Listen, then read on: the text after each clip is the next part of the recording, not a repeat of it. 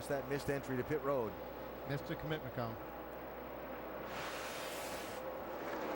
So McDowell back underway and running 3 laps down in 32nd spot in his sub for Kyle Busch today. So all those things at play here in this whole scenario of how this is going to finish, Andy. Well, the problem you got right here is these two guys are racing each other pretty hard, and they're going to run each other out of fuel if they keep running that hard. All clear and clear to pit road. Newman's going to pit here. Okay, now Jeff Burton can slow up a little bit. If he'd have known that, he could have slowed up a long time ago if he knew that Newman was going to make a pit stop. And Newman's not going to be the only one to pit. 10 laps to go. Newman comes in, followed by Mark Martin. And let's cover the leader stop, Doc. Yeah, after losing a couple laps for an unscheduled pit stop for a loose wheel, Newman stayed out and milked it as much as they could. They had to pit this lap, but they would run out of gas. It was going to be gas only. They decided to go ahead and put right side tires on him while he's here, down and away.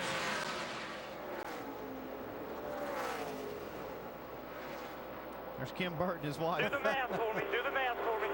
Oh, she's nervous. Too far, man. We get above a half. I'm out. I'm out. Oh, I'm out. that's it. Not even close. 5 laps to go. Come on in here. We're going to splash it off. No, just doing the numbers. It just didn't make it. 5 to go and past the pit entry, and he's got to coast all the way around the racetrack if he makes it back. Yeah, now it becomes Tony Stewart there with Carl Edwards. You see 3 cars in between them. So, Tony Stewart back to the lead. 4 laps away from another win. A man who hadn't won all season long until the chase for the NASCAR Sprint Cup started. Said at one point, we shouldn't even make the chase. We'll just be taking up the spot. Check this out. Carl Edwards. That was a close call for Carl. Boy, it sure was, and took away any chance he probably had of trying to run Tony Stewart down. As Regan Smith there with Carl.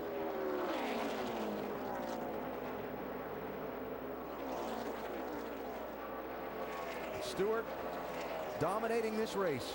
He has spent 170 of 331 laps out in front.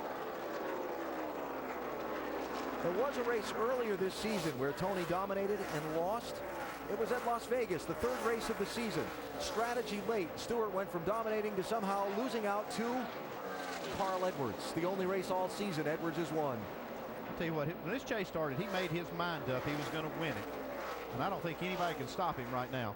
Yeah, I'm pretty sure I'm not the only one that didn't see him winning 4 of the first 8 races in the chase, right? I didn't see that. Okay, I'm just checking. I didn't think that a lot of people saw that, but boy, how dominating has this been? It's going to be twice he's been back-to-back victories in the chase if he can hold on here for a couple of laps.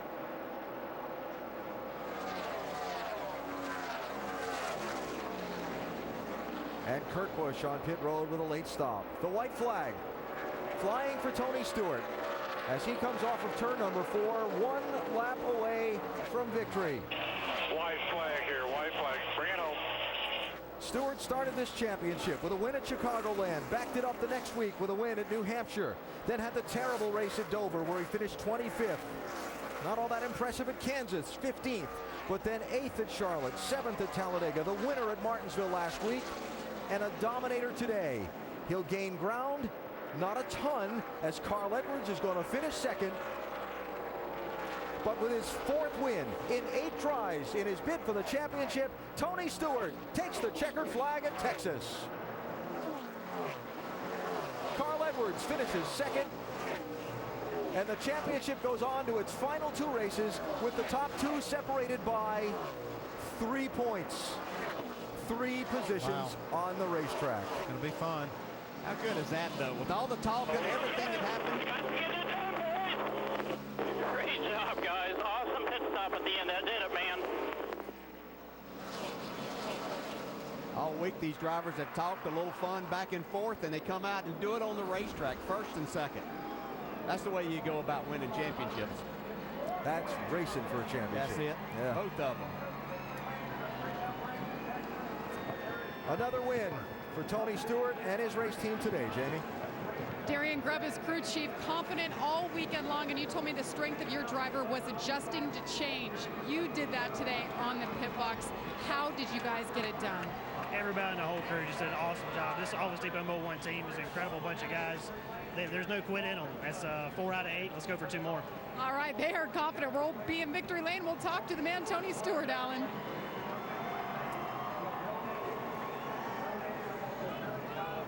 All I can think is, wow.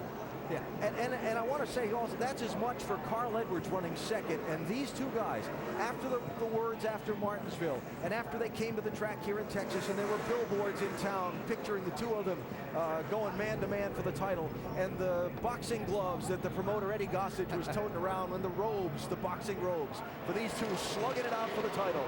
That's one thing. Brought this championship within 3 points. Tony Stewart is your winner.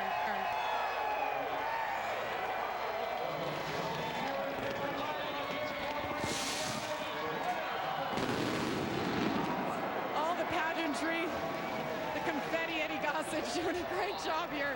Tony, the guys in the booth said, you made up your mind. You're going to win this championship. How much of it is mind over matter at this point? I told you guys that last week.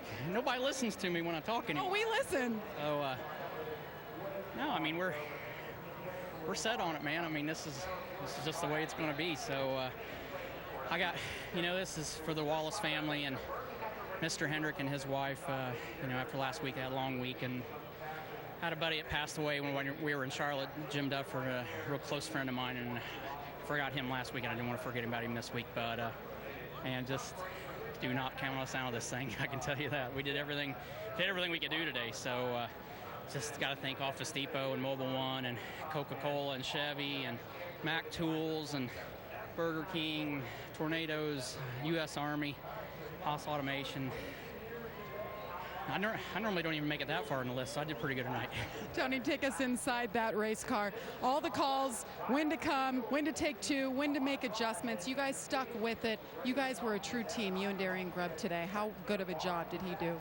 Darian did an awesome job. I mean, we,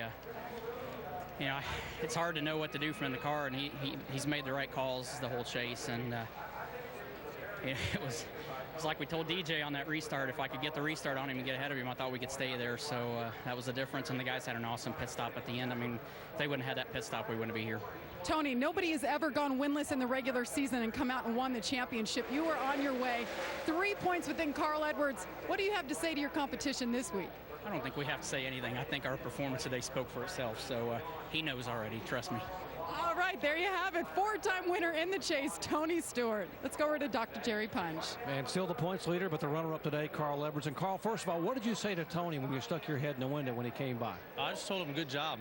He did a great job today. Those guys stepped it up. And I'm proud of my guys for hanging on and for still having the points lead. At the end of the day, we're going to the final 2 races. And although we'd have loved to have won today in our Aflac Fusion, to be 3 points ahead and then to have the 3rd and 4th place guys farther behind, it looks like it's truly going to come down to Tony and I, and that's going to be a lot of fun. Where'd you guys come up a little bit short today? I know you battled some right front tire issues, but late in the race looked like you had a car that was going to be able to stay in front of the 14. Well, I think Tony said it there, that last restart. I think if I could have stayed in front of him, I'd have been able to get him. The restart before that, he spun his tires, and I felt really good about that one, and he timed it just right on that last restart, hung on my door. But, I give those guys credit. They've done a good job. But now we get to kind of pull out all the stops here. Our Aflac team, we've been hanging on. We're leading these points. We get to pull out all the stops for these last 2 races. And there couldn't be a better place to finish it than Homestead. So I think folks ought to stay tuned. It's going to get pretty exciting, and I'm just glad Tony and I are out there and we can race for this thing. All right, Carl Edwards, and by the way, as he came down pit road, he told his crew on the radios, guys, keep your heads up. Remember, we are still the points leaders, and we got 2 to go. Alan? Well, let's look at those standings. With 2 races remaining in the chase for the NASCAR Sprint Cup, Stewart and Edwards, virtual tie at the top of the stack, and as was mentioned by Carl, they gained a little ground on Kevin Harvick, Matt Kenseth, and Brad Keselowski today, distancing themselves from the pack. Mathematically eliminated Hamlin, Busch, and Newman. But we go down to the final couple of races with, at this point, a 2-man race for the championship. But again, with Phoenix next week and that unknown element there, I don't know if I'd rule Harvick or Kenseth out or at all. Let's hear from Matt Kenseth, Vince. Well, Matt did move up one spot to number 4, and Alan just posed the question with the unknown of Phoenix next week. You never really know what could happen, but how do you view your position 38 points out in 4th with 2 to go?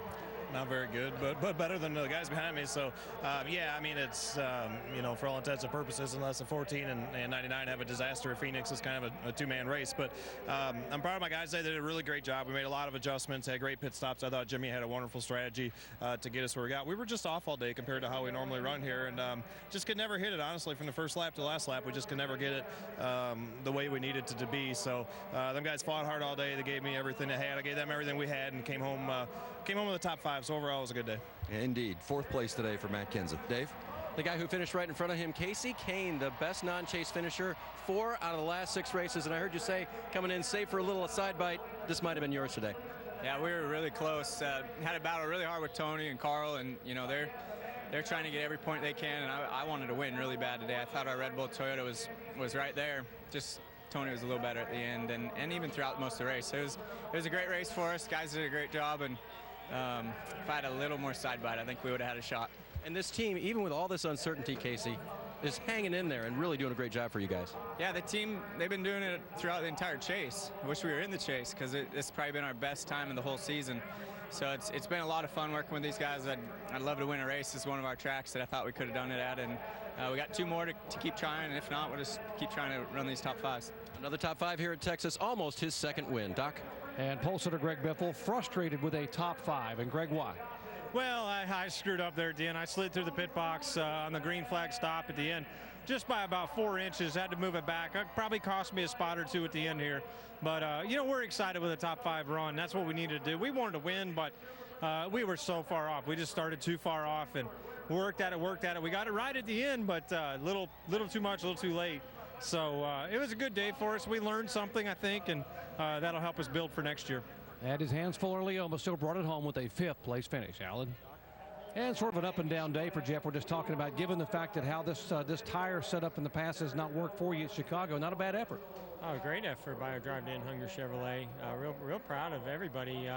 You know, we didn't qualify well. We had to start in the middle of the field, and this place can be tough to move up there. And we moved up right away, and at times we had a car I thought can compete for the win, and with those guys up front there, we got up to about 4th. But I don't know, when that sun went down, it changed for us, and we just couldn't keep up the track conditions and lost a little bit there at the end. But no, compared to the way we ran here earlier in the year, this is almost like a win for us. Jeff Gordon able to walk away with a smile and a 6th place finish. Alan? And we had the story of Michael McDowell subbing for Kyle Busch in the Joe Gibbs Racing 18 car. After Kyle Busch was parked for the weekend by NASCAR, it was Friday night in the Camping World Truck Series race that Busch and Ron Hornaday in that 33 tangled, racing for position around the lap truck. And after the caution flag came out, Busch exacted this on Hornaday, one of the championship contenders in the Truck Series. NASCAR on Saturday morning, sitting Kyle down for the weekend. Joe Gibbs Racing putting Michael McDowell in that 18 car. And on the day, McDowell scrapped and clawed and finished 33rd, Vince.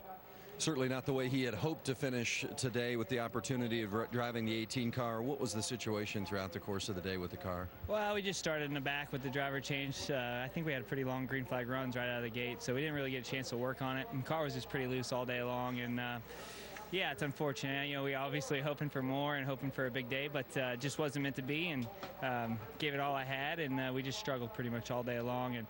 And you know, we ran around our teammates there quite a bit, you know, Joey and I, and we just kind of were fighting the same thing, just loose in and loose off all day, and needed a couple cautions so we could work on it. So yeah, just not what we were looking for, but grateful for the opportunity and thankful to get a shot at, and just move forward. Kyle was on the box. Was there any communication on the radio between him and you during the race? Not that I'm aware of. I don't think I heard him, but yeah, you know, hopefully everything will be back in order next week, and we'll get the 18 Toyota Camry back up front. What have you been told about who will be in the car next week? Will you be in the 18 next week at Phoenix? Well, I'm not really sure. I don't think NASCAR's made a decision on that yet, so I'll be on standby waiting here. Thanks, Michael. Alan? Michael McDowell with a difficult day in that 18 car, finishing again 33rd.